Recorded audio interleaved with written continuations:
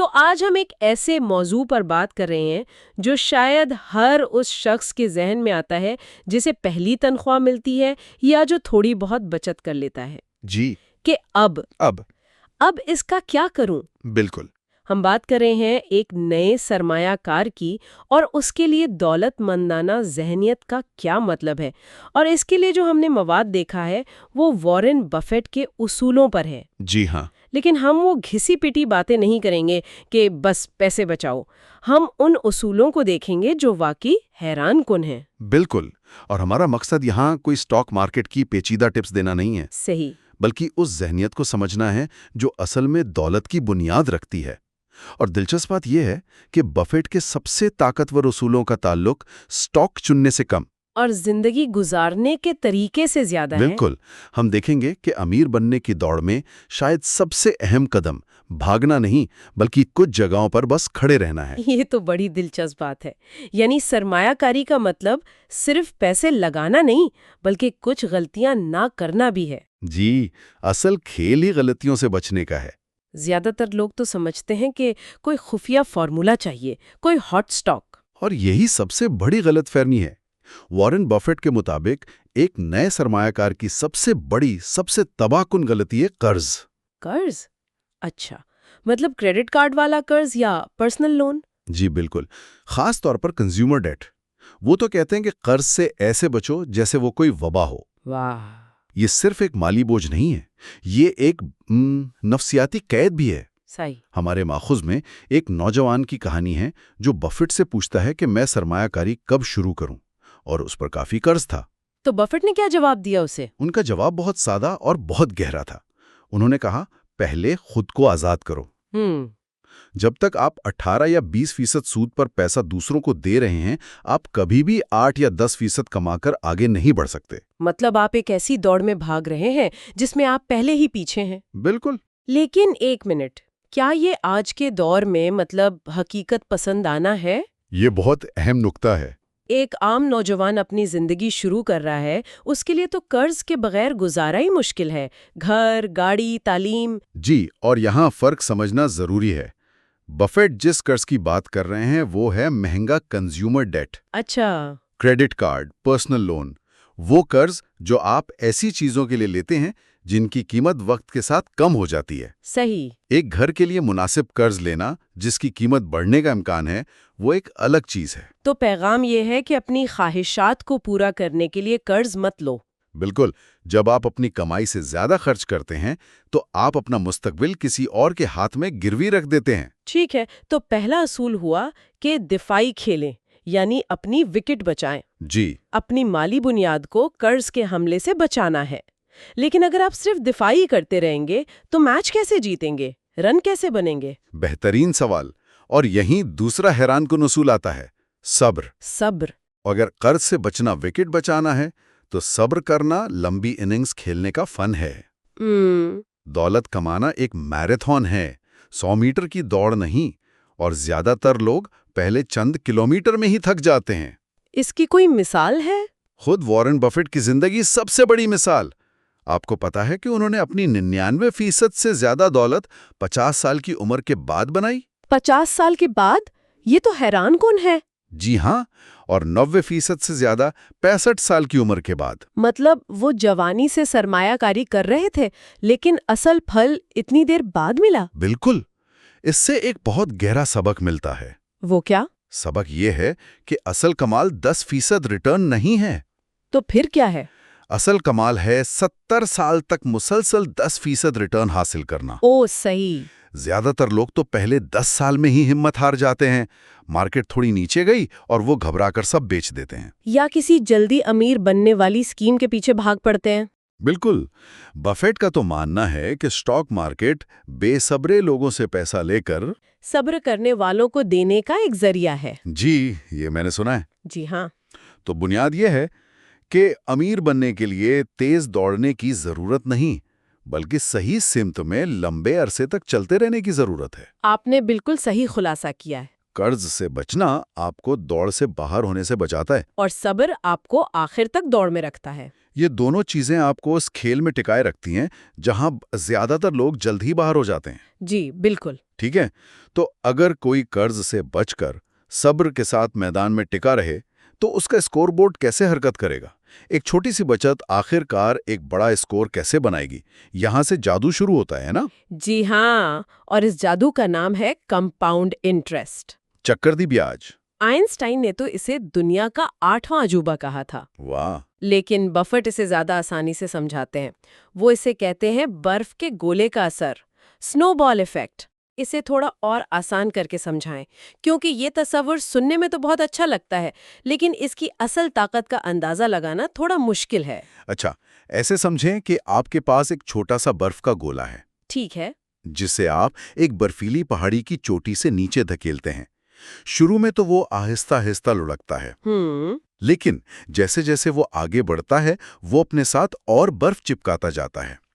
اس کا سائز بڑھتا ہے اور سائز بڑھنے کی وجہ سے وہ اور زیادہ برف اکٹھی کرتا ہے۔ بالکل، کچھ دیر بعد ایک چھوٹا سا گولا ایک بہت بڑے برف کے تودے میں بدل جاتا ہے۔ آپ کا پیسہ بھی بالکل اسی طرح کام کرتا ہے۔ کوئی مثال دے کر سمجھائیں گے نمبرز کے ساتھ؟ ضرور۔ فرض کریں آپ نے 1000 روپے لگائے، ٹھیک ہے۔ 10% کی سالانہ شرح پر، اوکے، تو پہلے سال کے آخر میں آپ کے پاس ہو گئے 1100 روپے۔ صحیح، یہاں تک تو آسان ہے۔ اصل کھیل اگلے سال شروع ہوتا ہے۔ اب آپ کو 1000 پر نہیں بلکہ 1100 روپے پر 10% سود ملے گا۔ بالکل، تو آپ کے پیسے ہو جائیں گے 1210 روپے۔ اچھا، پھر تیسرے سال آپ کو 1210 پر سود ملے گا اور رقم 1331 ہو جائے گی۔ سمجھ میں آ رہا ہے، ہر سال آپ کا منافع بھی منافع کما رہا ہوتا ہے۔ یہی ہے، یہ صرف اضافہ نہیں ہے، یہ ایک تیز رفتار ترقی ہے جسے ایکسپونینشل گروتھ کہتے ہیں۔ یعنی پیسہ خود اپنے لیے کام کرنا شروع کر دیتا ہے۔ جی، یہ تو ایک ایسا ملازم رکھنے جیسا ہے جو نہ کبھی سوتا ہے، نہ چھٹی لیتا ہے اور نہ تنخواہ مانگتا ہے۔ ہاں بالکل۔ تبھی بفیٹ نے کہا تھا کہ ان کی دولت 3 چیزوں کا نتیجہ ہے: امریکہ میں رہنا، اچھی قسمت اور کمپاؤنڈ انٹرسٹ۔ اور ان 3 میں سے صرف ایک چیز ان کے اپنے کنٹرول میں تھی۔ بالکل، اور انہوں نے اس کا بھرپور فائدہ اٹھایا۔ اسی لیے تو انہوں نے صرف 11 سال کی عمر میں سرمایہ کاری شروع کر دی تھی۔ 11 سال کی عمر میں؟ جی، وہ جانتے تھے کہ ان کا سب سے بڑا اثاثہ ان کے پیسے نہیں بلکہ ان کے پاس موجود وقت ہے۔ تو پھر ایک نئے سرمایہ کار کے لیے سب سے بڑی غلطی یہ نہیں کہ وہ کم پیسے لگا رہا ہے، نہیں، بالکل نہیں، بلکہ یہ ہے کہ وہ شروع کرنے میں دیر کر رہا ہے۔ یہی تو بات ہے۔ ایک چھوٹی رقم اگر جلدی لگائی جائے تو وہ ایک بڑی رقم سے بہتر نتائج دے سکتی ہے جسے کئی سال بعد لگایا جائے۔ واہ، یہی کمپاؤنڈنگ کی خوبصورتی ہے، یہ صبر کرنے والوں کو انعام دیتا ہے اور دیر کرنے والوں کو سزا۔ یہ سب باتیں، قرض سے بچنا، صبر، کمپاؤنڈنگ، سننے میں بہت منطقی لگتی ہیں، لیکن ان پر عمل کرنے کے لیے جو ذہنی مضبوطی چاہیے، جو نظم و ضبط چاہیے، وہ کہاں سے آئے گا؟ آپ نے بالکل صحیح پکڑا۔ یہی شاید اصل کھیل ہے، اور یہی دولت والی سوچ کا تصور آتا ہے۔ جی، یہ سوچ اس بات پر منحصر ہے کہ آپ پیسے کو کس نظر سے دیکھتے ہیں۔ کیا پیسہ صرف خرچ کرنے کی چیز ہے یا ایک بیج ہے جسے بو کر ایک پورا درخت اگایا جا سکتا ہے؟ صحیح۔ ماخذ میں 2 لوگوں کا موازنہ کیا گیا ہے۔ ایک شخص کو تنخواہ ملتی ہے اور وہ سوچتا ہے میں اس سے کیا کیا خرید سکتا ہوں، نیا فون، چھٹیاں، ریسٹورنٹ۔ جی، اور دوسرا شخص تنخواہ ملتے ہی سوچتا ہے میں اس میں سے کتنا حصہ اپنے مستقبل کے لیے کام پر لگا سکتا ہوں۔ اور اس سوچ کو عملی جامہ پہنانے کا طریقہ کیا ہے؟ کیونکہ صرف سوچنا تو کافی نہیں ہے۔ اس کا عملی طریقہ ہے اپنی حیثیت سے کم خرچ کرنا، اور بفٹ کی اپنی زندگی اس کی سب سے بڑی مثال ہے۔ وہ آج بھی اسی پرانے گھر میں رہتے ہیں۔ جی، وہی گھر جو انہوں نے 1958 میں خریدا تھا۔ وہ مہنگے فون یا گاڑیاں نہیں رکھتے، اور ان کا وہ مشہور اصول، خرچ کرنے کے بعد جو بچے اسے نہ بچائیں بلکہ بچانے کے بعد جو بچے اسے خرچ کریں۔ یہ صرف الفاظ کی ترتیب نہیں ہے، یہ تو زندگی گزارنے کا پورا فلسفہ ہے۔ جی ہاں۔ ایک منٹ، لیکن یہاں میں پھر وہی سوال کروں گی، کیا یہ مثال آج کے دور میں حقیقت پسندانہ ہے؟ وارن بفیٹ ایک ارب پتی ہیں۔ ان کے لیے سادہ زندگی گزارنا آسان ہے، انہیں کسی کو کچھ ثابت نہیں کرنا۔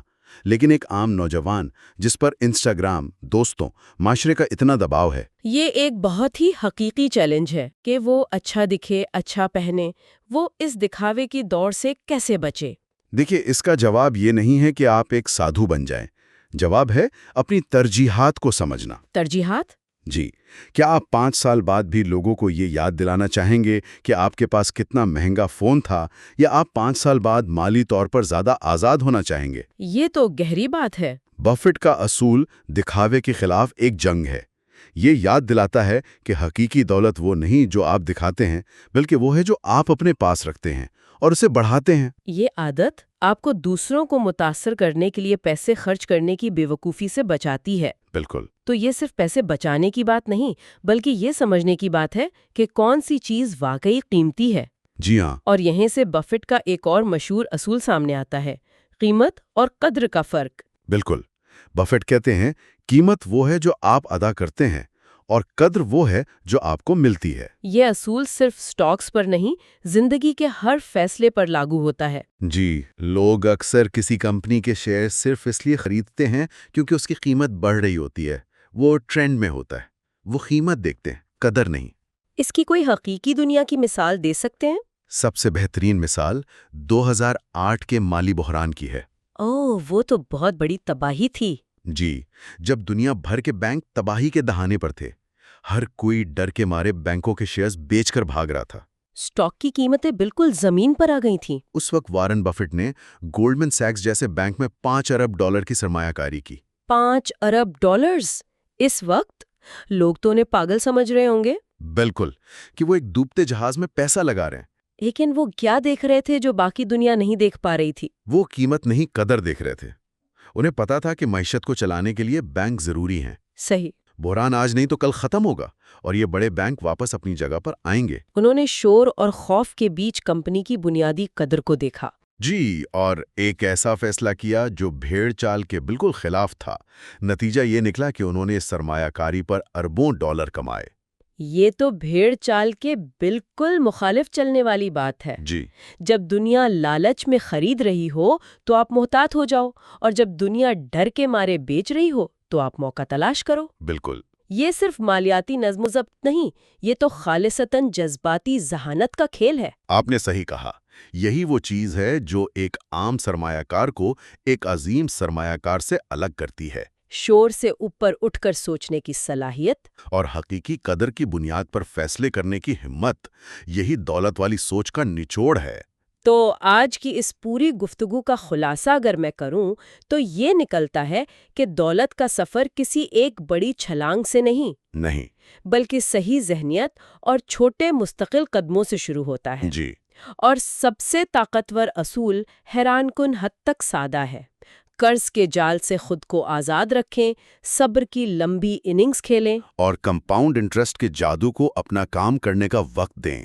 बिल्कुल। और आखिर में सोचने के लिए एक नुक्ता। जी। माखज़ में एक बहुत गहरी बात कही गई है कि पैसा एक बेहतरीन आला है, एक टूल है, लेकिन एक बहुत बुरा मालिक है। अच्छा। ये आपको मंजिल तक पहुंचा सकता है, लेकिन गाड़ी का स्टीयरिंग आपके हाथ में होना चाहिए। सही। अगर पैसा ड्राइवर बन गया तो आप सिर्फ एक मुसाफिर बनकर रह जाते हैं जो ये भी नहीं जानता कि गाड़ी कहाँ जा रही है। तो सुनने वालों के लिए आखिरी सवाल क्या है? सवाल ये नहीं है कि मैं अमीर कैसे बनूं। आज की गुफ्तगू के बाद शायद इसका रास्ता कुछ वाज़ेह हुआ हो। असल सवाल ये है, अगर मैं माली तौर पर आज़ाद हो गया या हो गई, तो मैं उस आज़ादी का करूंगा क्या? ये पैसा, ये आला आपको कैसी जिंदगी बनाने में मदद देगा? बिल्कुल, क्योंकि अगर मंजिल का पता ना हो तो गाड़ी कितनी भी तेज हो, कोई फायदा नहीं।